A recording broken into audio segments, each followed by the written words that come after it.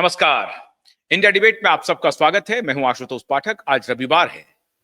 रविवार के एक दिन पहले अभी अखबारों में ब्रांडिंग और प्रमोशन का धंधा चल रहा है, खेल चल रहा है। मैंने आपको इसके पहले भी बताया हुआ है कि कुछ अखबार समूह ने अपने विज्ञापन के चक्कर में हर तरह के समझौते कर लिए। जितने तरह के कुकर्म हो सकते हैं, पैसा दो और वहां पर प्रिंट करवा लो, छपवा लो।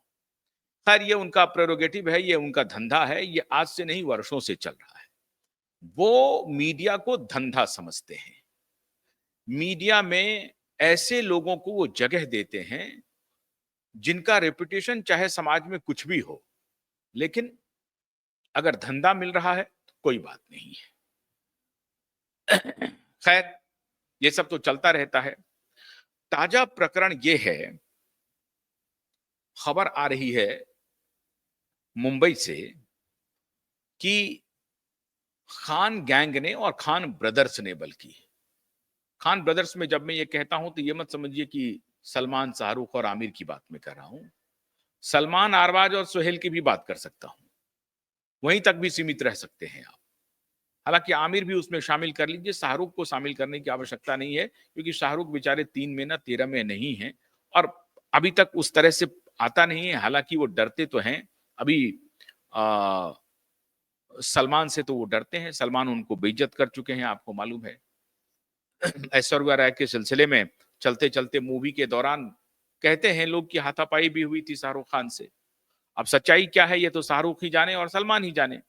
लेकिन उस एक घटना के बाद वर्षों तक सलमान और शाहरुख में कोई बातचीत नहीं हुई थी और तब इस तरह से वे इतने बड़े माफिया नहीं थे, उभर रहे थे।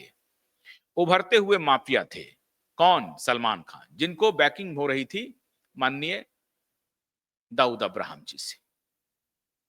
अब हाजी मस्तान तो चले गए, अरुण गबली भी चले गए, तो अब एक नया खिलाड़ी मैदान में आ गया था जो पिछले 30-40 वर्षों से बॉलीवुड को नियंत्रित कर रहा है और इन्हीं सब खान ब्रदर्स के माध्यम से बॉलीवुड को नियंत्रित करने का उनका खेल चल रहा है और अनवरत जारी है। मित्रों, जब चलते चलते के सेट पे सलमान और शाहरुख के बीच में झगड़ा हुआ ऐश्वर्या राय को लेकर के, तो आपको यह मालूम होगा कि चलते चलते मूवी से ऐश्वर्या राय को निकालना पड़ा शाहरुख खान को, और फिर उसके बाद ऐश्वर्या राय से इनके बीच का जो संबंध था वो पूरी दुनिया में जगजाहिर हो गया।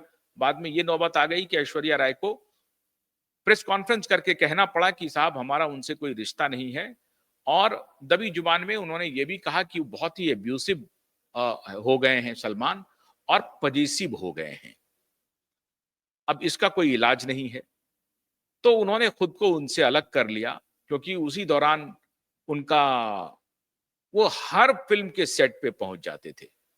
कभी विवेक ओबराय के शूटिंग के समय में, कभी शाहरुख के साथ शूटिंग के समय में ऐश्वर्या राय का वो पीछा करते थे। रात में शराब पी करके घर पहुंच जाते थे, दरवाजा खटखटाते थे, मतलब गुंडागर्दी करते थे। और ये कि ऐश्वर्या राय उस वक्त नई नई फिल्म इंडस्ट्री में गई थी, अपनी माँ के साथ रहती थी, तो बेचारी को डर लगता होगा कि ये कौन आ गए। लेकिन शुरू में तो इनको लगा कि सलमान खान बड़े ही अच्छे आदमी हैं, एक्टर हैं, तो इनका दिल भी आ गया होगा सलमान के ऊपर, कोई बड़ी बात नहीं है। लेकिन इस दिल लगाने का नतीजा ये हुआ कि रोज इनको गाली सुननी पड़ती थी, रोज शराब पी करके इनको नशे में गाली सुननी पड़ती थी और थप्पड़ भी खाना पड़ता था। लोग तो कहते हैं कि एब्यूसिव नहीं था मामला, सिर्फ गाली गलौज तक नहीं था, थप्पड़ भी चलाया गया था। तो ये है इनका इनका इतिहास। मित्रों, अभी उसके ऊपर चर्चा नहीं कर रहा हूं मैं, अभी चर्चा कर रहा हूं मित्रों कि ताजा घटनाक्रम क्या हुई है। ताजा घटनाक्रम भी तो जानना चाहिए। दिशा सुशांत के केस के बाद अभी एक फर्जी रिपोर्ट आई। रिपोर्ट तो सही थी सीबीआई की, लेकिन फर्जी लोगों ने उसके बारे में कुप्रचार किया। और कुप्रचार में आपको मालूम है, रिया चक्रवर्ती को क्लीन चिट मिल गया, आदित्य ठाकरे को भी क्लीन चिट मिल गया। आदित्य ठाकरे ने तो एफिडेविट में कह दिया है कि हमको क्लीन चिट मिल गया है सीबीआई से, जिसकी जांच सीबीआई के पास नहीं है, और बिहार पुलिस ने भी मुझे क्लीन चिट दे दिया। तो ये जो क्लीन चिट का खेल खेला गया ना, ये असल में परसेप्शन मैनेज करने की प्लानिंग थी। हो ये रहा है कि लगातार इन माफियाओं की जितनी फिल्में आ रही हैं, वो धाराशायी हो गई हैं। जनता ने इन्हें रिजेक्ट कर दिया है। एक सुशांत की और दिशा की मृत्यु के बाद देश भर में हिंदी जो दर्शक हैं, उन्होंने बॉलीवुड का अघोषित बहिष्कार कर रखा है। और उत्तर प्रदेश हो, बिहार हो, यहां तो अब मल्टीप्लेक्स चल नहीं रहे हैं। मुंबई में भी वो लोग देखने जाते नहीं हैं। पंजाब हरियाणा में भी यहीं जाते हैं, दिल्ली की तो बात ही छोड़ दीजिए। कुछ स्टूडेंट हैं जो थोड़ा बहुत देख लेते हैं। मल्टीप्लेक्स की हालत खराब हो गई है। उसके दूसरे कारण भी हैं। टेक्नोलॉजिकल इंटरवेंशन हो गया है। भाई हॉटस्टार पे आ रहा है, नेटफ्लिक्स आ रहा है, अमेजन आ रहा है, कौन जाएगा वहां पे? तो इन्होंने नेटफ्लिक्स में जाने का धंधा शुरू किया था, लेकिन अभी भी इनका प्रेम जो है वो मल्टीप्लेक्स से है। 70 mm के पर्दे से प्रेम गया नहीं है, क्योंकि 70 mm के पर्दे पर ये सोचते थे कि लोगों को बेवकूफ बना दो, नाच गाना करो और पैसे फिकवाओ। आपको याद होगा कि 70 mm के पर्दे पर लोग सिनेमा देखने जाते थे और जैसे ही हीरोइन का डांस शुरू होता था, लोग पैसे फेंकने शुरू कर देते थे। और ये मुंबई से लेकर के सुदूर पूर्वांचल तक का यही हालत था। अब वो मामला खत्म हो गया। दर्शकों ने सुशांत और दिशा की हत्या के बाद इनकी जो भी हेजिमनी थी उसको धूल धूसरित कर दिया। कई फिल्में आई भाईजान की, आई कब गई, किसने देखा, किसी को पता नहीं चला। फिर वाकई नेटफ्लिक्स पे कर रहे हैं, नेटफ्लिक्स पे भी कुछ नहीं। तो फिर इन्होंने धंधा क्या शुरू किया कि बिकी हुई मीडिया के माध्यम से 100 करोड़ का बिजनेस कर लिया 2 सप्ताह में। 300 करोड़ का आंकड़ा छू गया, 500 करोड़ का आंकड़ा। यही तो खेल चलता था इनका। ब्लैक मनी आता था दाऊद का, और वो theatre to theatre, theatre to theatre खरीद लेते थे और कहते थे बॉक्स ऑफिस पर सुपर डुपर हिट है।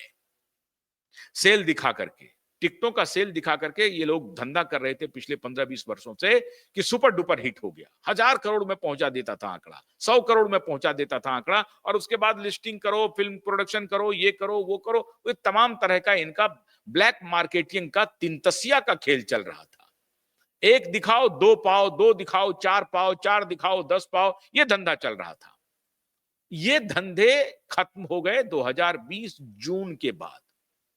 तो इन्होंने अपने तरफ से जितनी भी कोशिश करनी थी उन्होंने किया। इस दौरान इनकी जितनी मूवी आई उन सबका हश्र लोगों ने देख लिया। नेटफ्लिक्स पर भी वही हुआ, दूसरे जो ओटीटी प्लेटफॉर्म थे उस पर भी वही हुआ। अभी हाल हाल में एक नेपो किड का मूवी आया था, किसने देखा कहां देखा ये पता ही नहीं चला। ये सैफ अली खान के बेटे का मूवी था और श्रीदेवी की पुत्री की मूवी थी।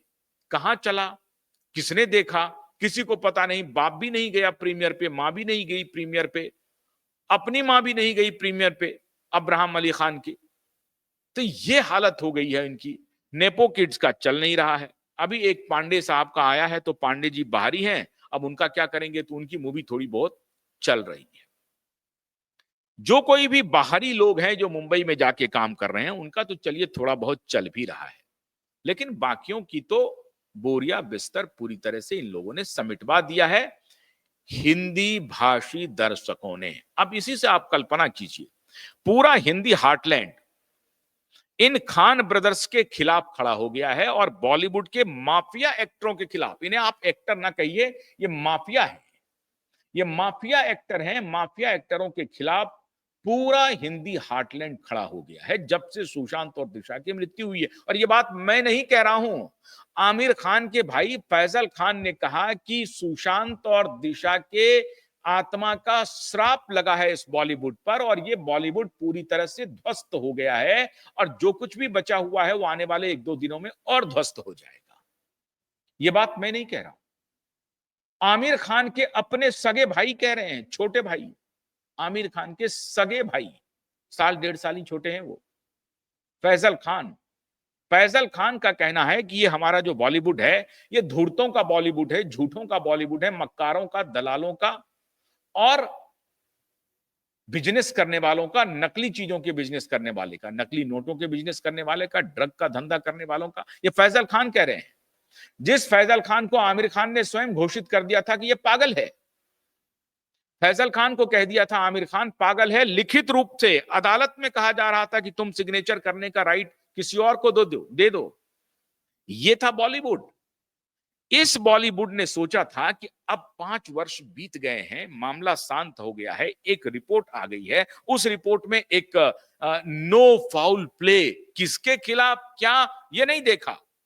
अश्वत्थामा हतो नरो बा कुंजरो, ये है बॉलीवुड के स्टार।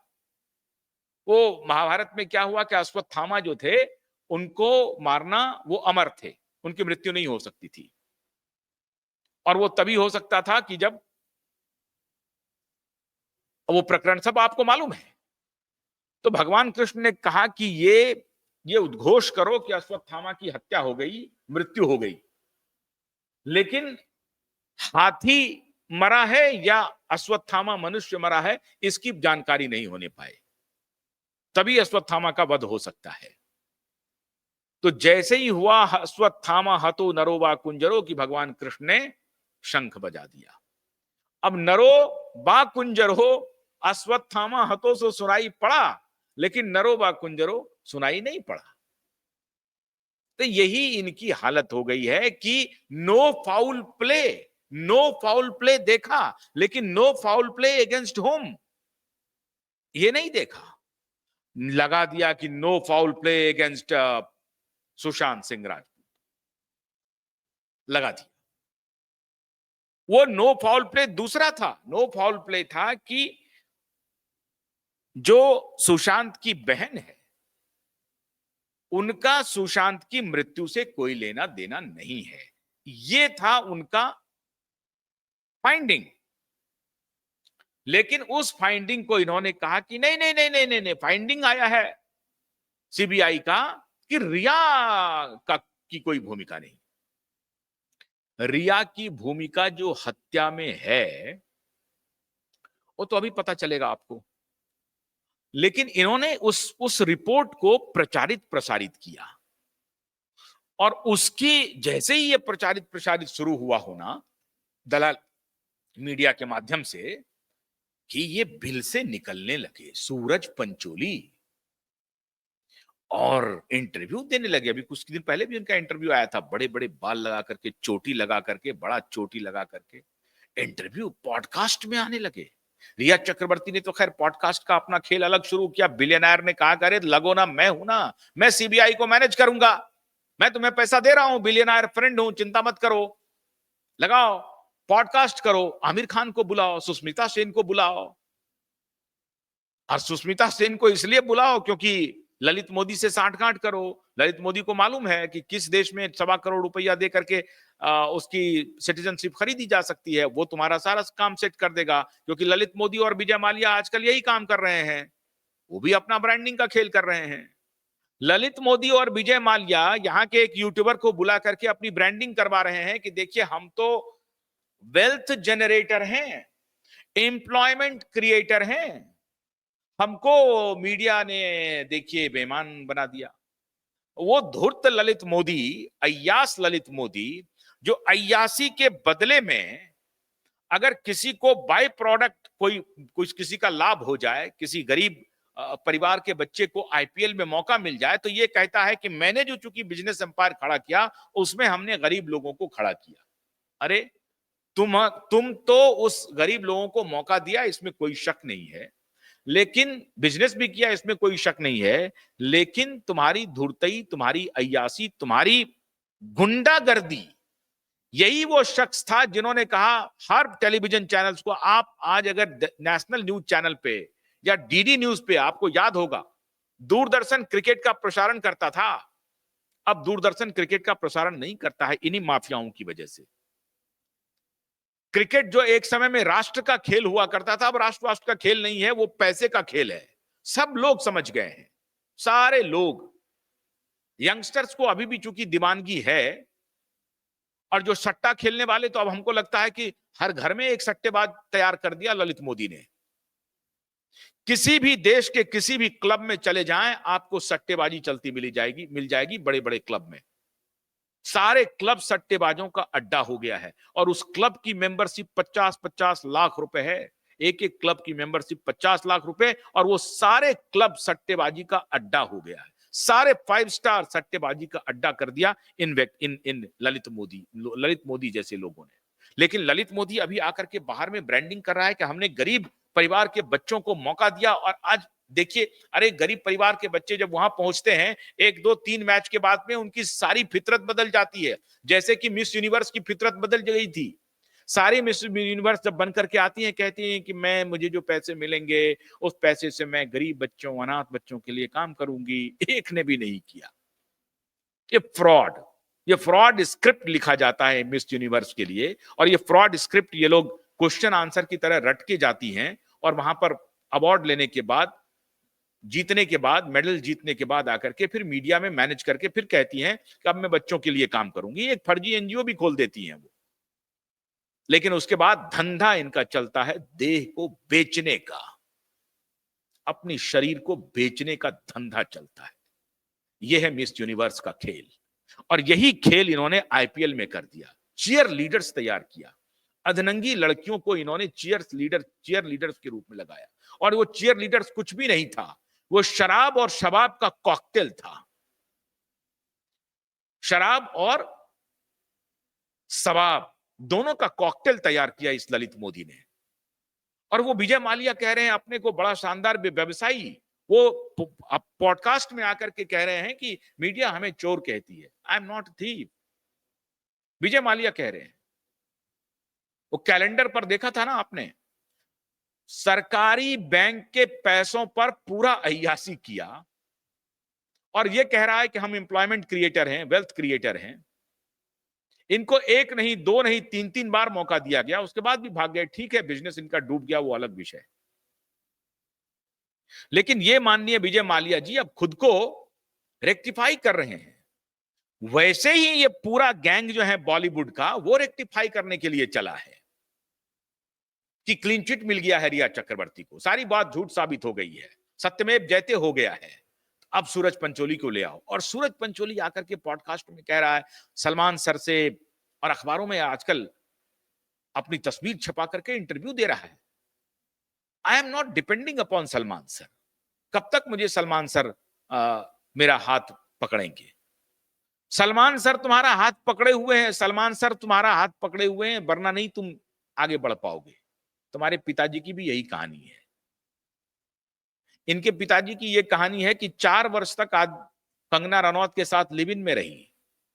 अब यह और बात है कि कंगना रनौत की अपनी इच्छा से रही होगी। कंगना रनौत भी इसके लिए दोषी होंगी।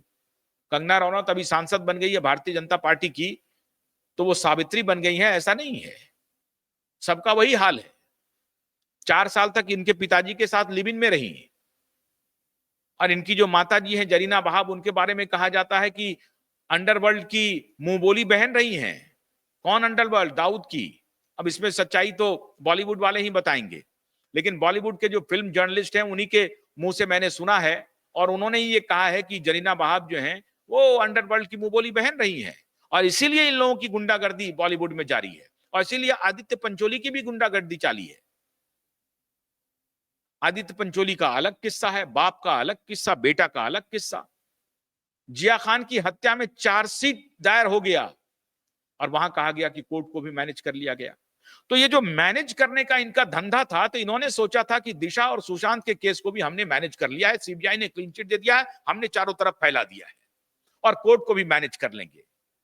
इस बार इनकी चाल उल्टी पड़ गई, या क्यूवाइब नेटवर्क ने इनकी चाल को उल्टी कर दिया। क्यूवाइब नेटवर्क की एक एक मूव पर नजर है। कहां ये क्या इंटरव्यू देता है, क्या ये फ्रॉड छपाता है, कहां क्या ये झूठ बोलता है, क्या ये नैरेटिव दिलवाता है, हम जनमानस को अलर्ट करने के लिए पहुंच जाते हैं। और इसीलिए आज मैं फिर से ये कर रहा हूं कि ये खान गैंग जो है, ये फिर से ये नैरेटिव शुरू कर रहा है, फिर से अपनी ब्रांडिंग शुरू कर रहा है। होशियार, आप होशियार रहिए इन माफियाओं से। ये फॉल्स नैरेटिव तैयार कर रहा है। सलमान सर को भी सलमान सर कह करके सलमान सर उस माफिया को, अंडरवर्ल्ड का गुंडा माफिया सलमान खान, पूरी मजबूती से कहता हूं, अकाउंटेबिलिटी और जिम्मेदारी के साथ कह रहा हूं, ये नहीं कि अरिजीत सिंह ने क्या कहा, विवेक ओबराय ने क्या कहा, सोनू निगम ने क्या कहा, ये सब तो मैं कहता नहीं हूं।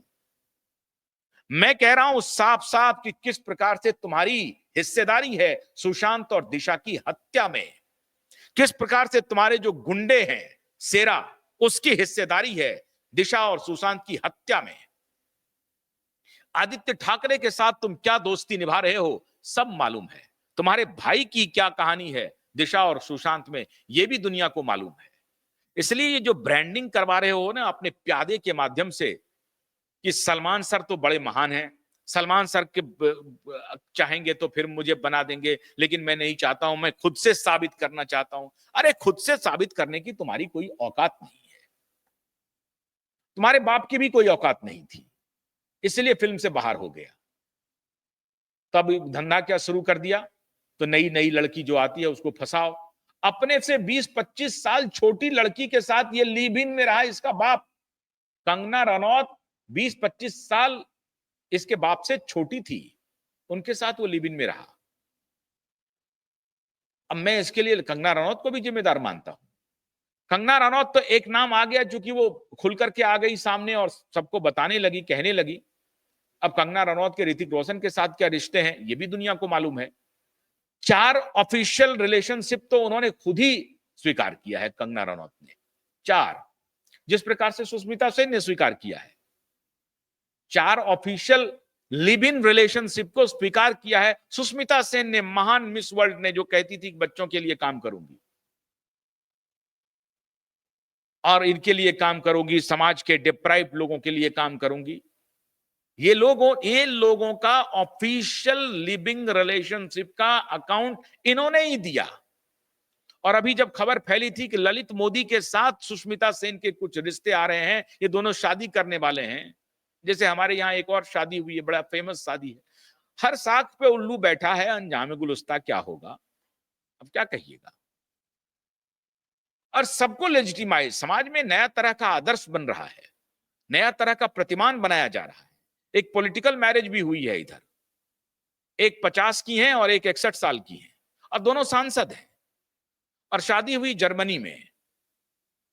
तो बड़ा अद्भुत माहौल चल रहा है देश में, अलग अलग तरीके के आदर्श बनाए जा रहे हैं। और आज से नहीं है, बहुत पुराने जमाने से हैं। कबीर बेदी को तो जाने ही होंगे आप, 70 साल की उम्र में भी उन्होंने शादी किया। जीनत अमान के बारे में खबर आई कि 61 साल के बाद उन्होंने शादी की है।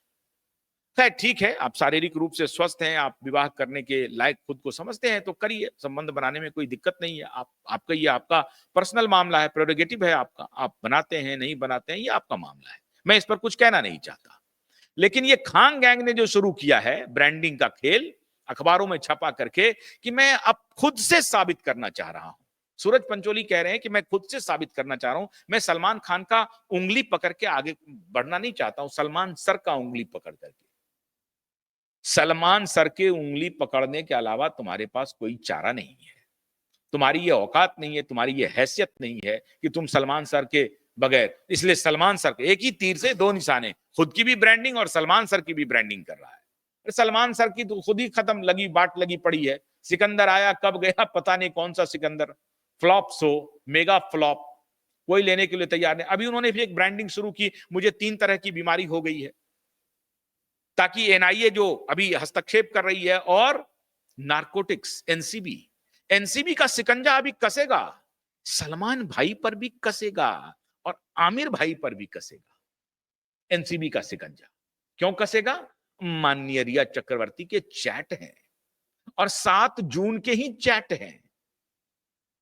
तो जितने भी सेटिंग कर लो, इधर जो गुलदस्ता दिया जा रहा है ना ठाकरे की तरफ से फडणवीस जी को, वो भी लग रहा है कि अच्छा ठाकरे साहब करीब आ गए हैं। मैंने कल भी आपको बताया था कि एक गैंग है जो ठाकरे और देवेंद्र फडणवीस को करीब लाने के लिए पूरी जद्दोजहद कर रहा है, और वो यही गैंग है। इस गैंग को मालूम है कि अभी जो पार्टी सत्ता में है उससे खिलाफत मोल नहीं ले सकते, तो उनके साथ मिल जाओ किसी भी तरीके से। तो बेटे और बाप को जाकर के बोलते हैं कि साहब अभी अपनी पॉलिटिकल राइवलरी को दूर कीजिए, अपनी जान बचाइए, आप तो जाएंगे ही, मुझे भी ले जाएंगे, तो मिल जाइए जाकर के। ये हॉबनॉबिंग चल रहा है। तो बैकडोर जो जो दलाली चल रही है, ये बॉलीवुड के स्टार भी उसमें से शामिल है। मैंने कल भी आपको बताया था कि police officer, film star, business brokers, power gallery के ब्रोकर्स, बिजनेसमैन और कुछ छुटभइये पॉलिटिशियन वो चाहते हैं कि इस दोनों में एका हो जाए, ताकि पुलिस की कोई दबिश नहीं हो। पुलिस की दबिश तुम्हारे ऊपर दुनिया की कोई शक्ति करने से रोक नहीं सकती, क्यूबाइब नेटवर्क जब तक खड़ा है। और पुलिस की दबिश होगी और अदालत के डंडे के बाद होगी। कल सोमवार है, कल सोमवार को नीलेश ओझा और उनकी टीम हाईकोर्ट मूव कर रही है और अविलंब तारीख ले रही है। उनकी टीम को अविलंब तारीख मिलेगा।